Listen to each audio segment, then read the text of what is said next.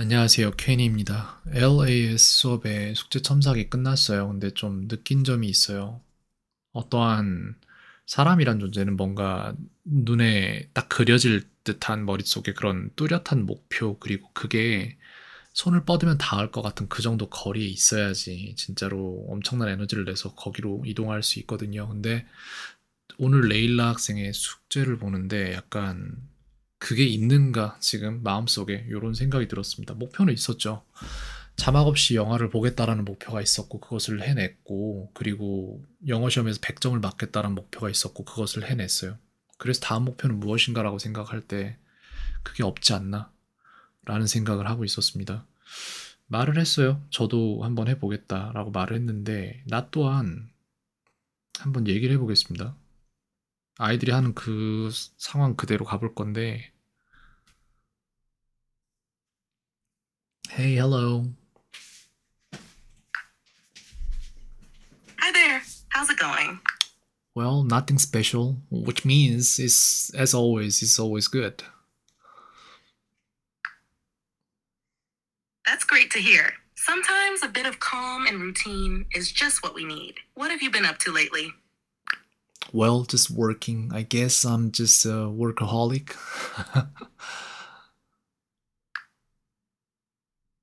It sounds like you stay pretty busy. Do you enjoy the work you're doing, or does it just keep you occupied? I love what I do.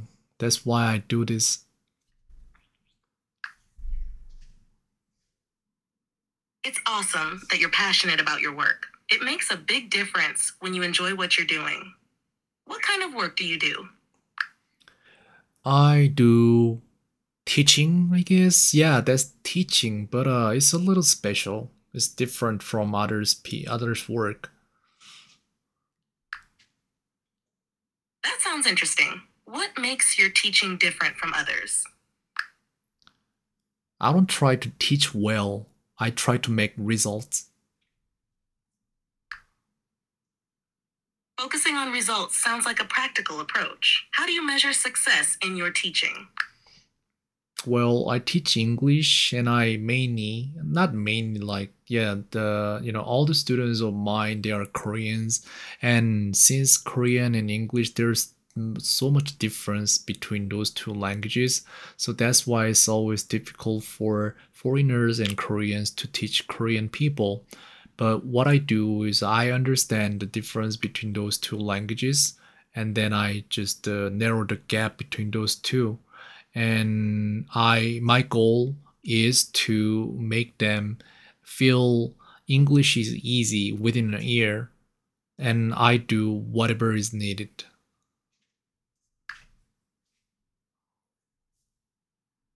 That sounds like a really effective method. By bridging the gap between the two languages, you must help your students make significant progress. How do you usually address those differences in your lessons? Hmm. I think, It sounds like you might be thinking about it. Feel free to share more if you'd like. yeah, the goal is to simplify everything until the students can understand, truly understand. That's the key to success. Simplifying concepts to make them more understandable is a smart approach. It must be rewarding to see your students grasp those concepts and gain confidence in their English. How do you keep them motivated throughout the process? Eye contact more. What I do is teaching, but then it's not only in the class. I usually teach a student once a week, but I let them do their homework and then I let them record the process and then I monitor the process and I see whatever is needed there, and I don't really hesitate to help them grinding my life. I think that's all about passion.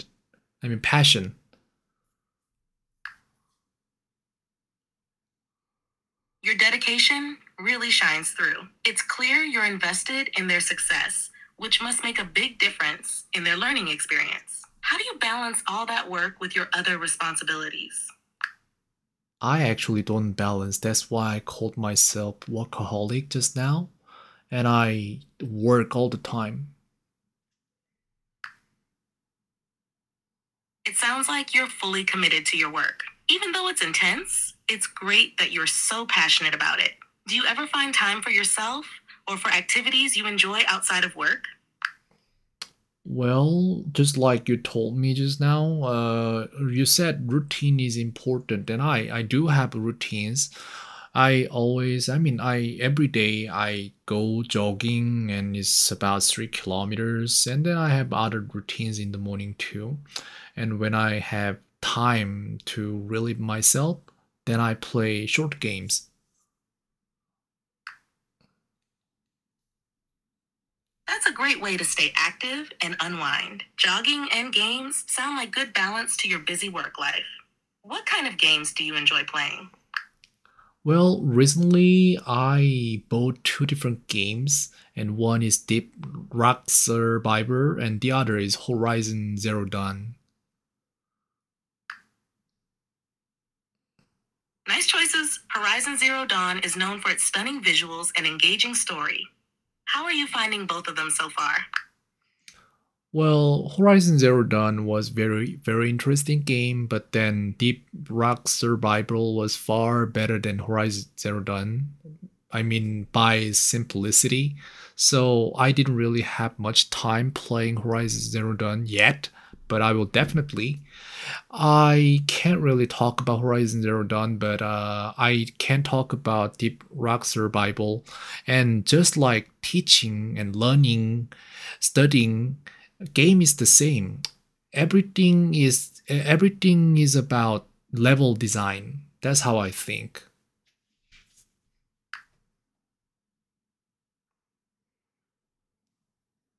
It's interesting how you draw those parallels between game design and teaching. Deep Rock Survivor's simplicity must make it easy to jump into and enjoy. What do you like most about its level design? Well, I have been very interested in psychology, and I understand when animals do things, there's always belief that they believe that it is beneficial. So I must make my classes same as this. So whatever I do, I let my students understand that what they're doing now is beneficial for their tomorrow.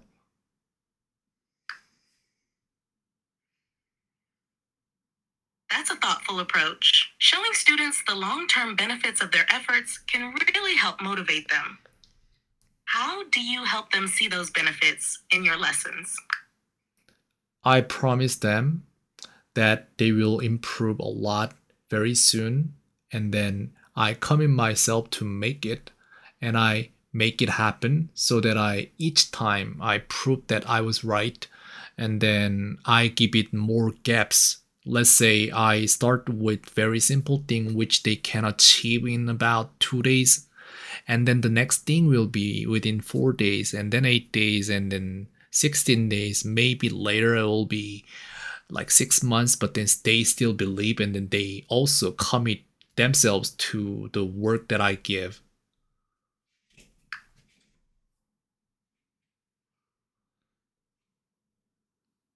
That sounds like a solid strategy. By showing progress through incremental steps, you build their confidence and keep them engaged.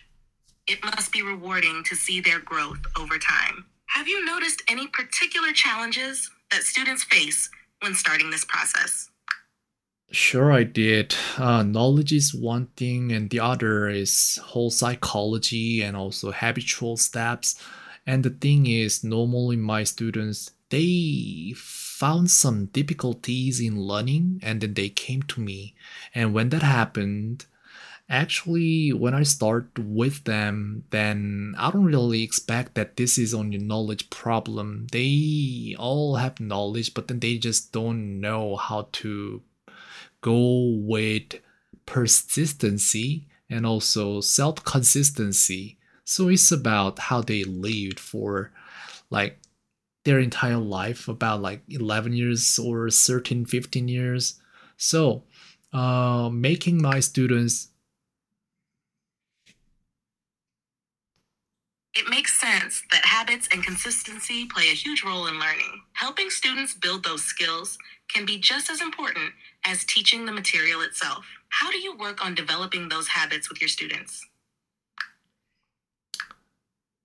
Sorry, I'm having issues right now. Could not understand what you said. Well, you couldn't understand because I didn't say anything. You're right. I might have misunderstood. Could you explain a bit more about how you help students with persistence and consistency? I have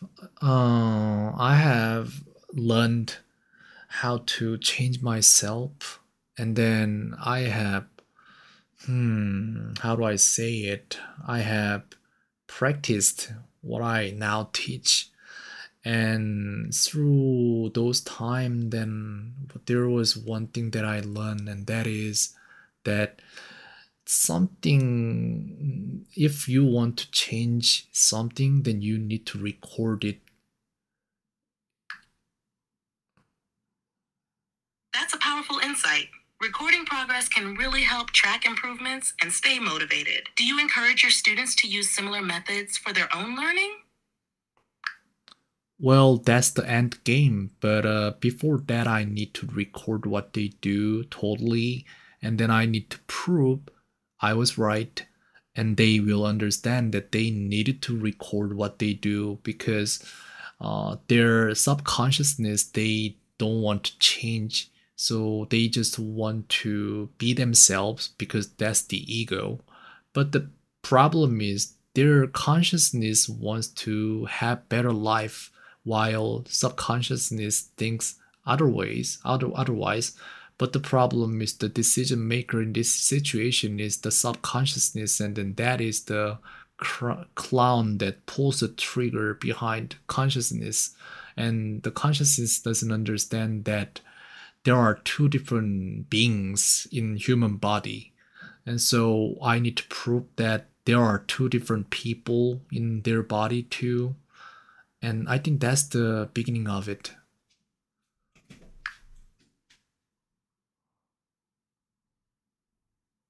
You're addressing a deep and fascinating aspect of behavior change. Helping students recognize and align their subconscious desires with their conscious goals can be a significant breakthrough.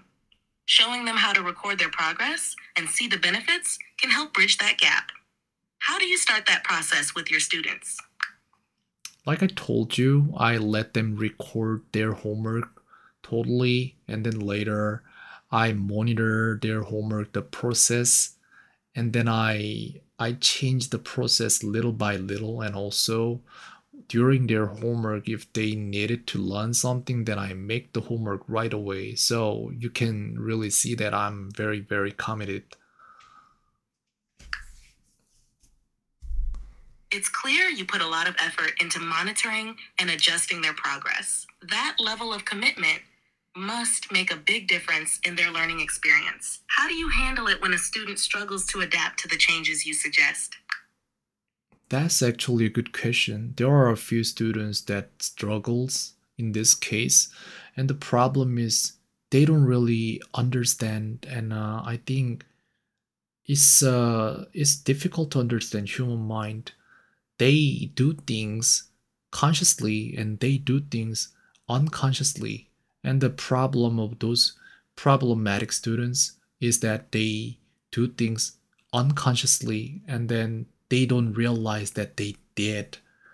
And so I still record and just show them how it happened and why it happened, but still it's hard for them to understand because when they want to change their behavior, they need to think consciously first, and then they should think, oh, I shouldn't do this, I shouldn't go this way, but they still don't think and they do as they habitually did yesterday.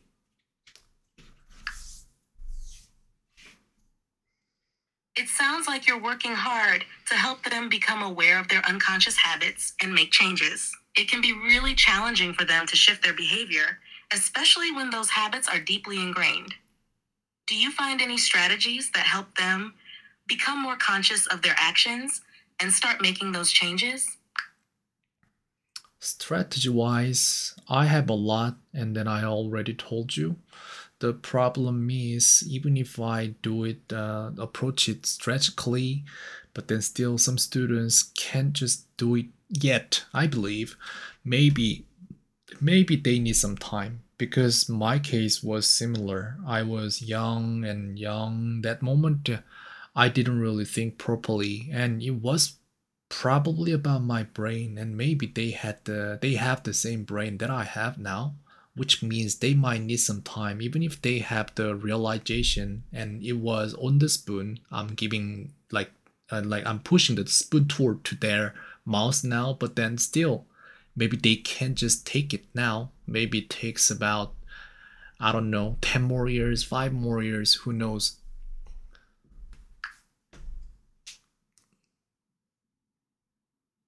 It's true that change often takes time, and some students might need more time to fully grasp and implement new habits. Your patience and persistence in guiding them, even when progress seems slow, are really valuable. Sometimes, just being there to support them through the process can make a big difference. How do you stay motivated and keep encouraging them, especially when progress is slower than expected? Motivation is exaggerated, I think. Motivation, I don't know. Motivation is something, somebody motivating me to do something, then that means there must be somebody there. But what about a person who just go on, like keep on keeping on? Those people, they don't really have motivation. They just have this habit to go on. I think I'm one of those people now.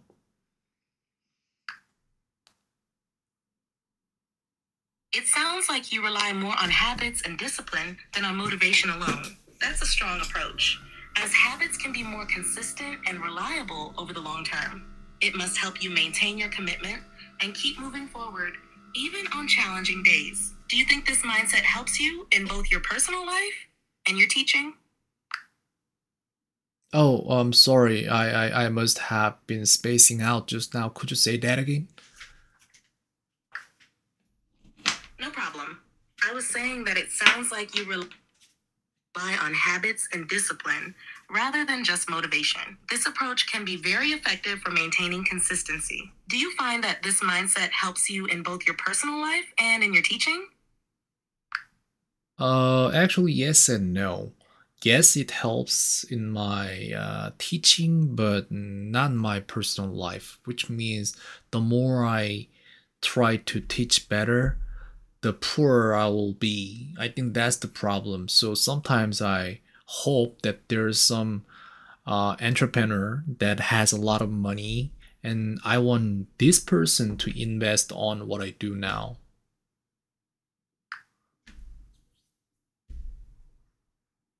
It sounds like you're really dedicated to your teaching, but facing some challenges with personal finances. It would be great if you could find a way to get the support you need. Have you thought about other ways to attract investment or support for your work?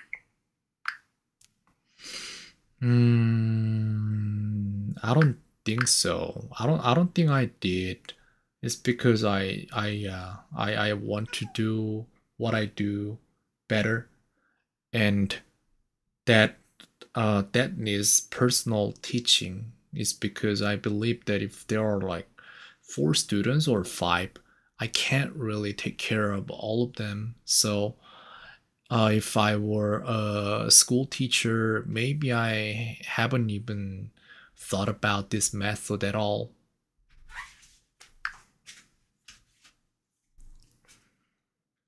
It sounds like you're really focused on personalizing your teaching approach and ensuring you can give each student the attention they need. That's a unique and valuable perspective. Maybe finding ways to scale your approach while maintaining its personal touch could be one path forward. Have you considered any options for expanding your reach, like online platforms or collaborations? Well, I teach online, but I didn't really think about the collaboration at all. I don't know. I don't know. I really don't. Online teaching gives you a great platform to reach more students, but collaboration might open up new opportunities and resources. Even if it seems unclear now, exploring potential partnerships or networking with others in your field could offer some new ideas or support. It's worth considering if it might align with your goals. You know why I'm talking to you right now? I'm curious, why are you talking to me right now? It's because, like I told you, my job is to teach Korean students English, and then some of them I recommended using Chatgpt, and then they use you to talk with, and all the process is recorded in their homework, and then I monitor their homework. And today I saw their homeworks, and then I felt like they try not to speak more, so that's why I try to do it for them now.